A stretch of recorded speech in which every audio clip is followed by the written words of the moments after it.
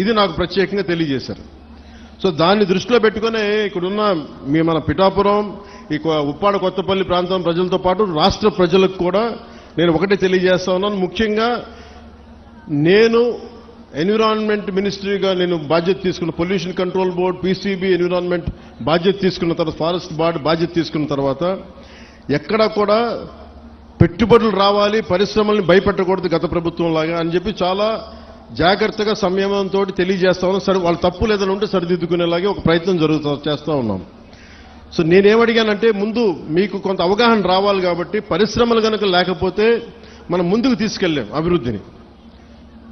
అసలు మనం ఏది పరిశ్రమలు రాకూడదంటే ఉపాధి అవకాశాలు కూడా రాలేవు. అందుకని ఖచ్చితంగా పరిశ్రమల్ని, నాకు ఒక సంతోషకరమైనది ఏమనిపించిందంటే, మన మత్స్యకార సోదరులు ఎవరు కూడా పరిశ్రమలు మేము వ్యతిరేకించట్లేదు, కానీ పరిశ్రమల ద్వారా వచ్చే కాలుష్యం మటుకు మమ్మల్ని ఇబ్బంది పెడుతుంది. దాని మీద మీరు ఖచ్చితంగా చర్యలు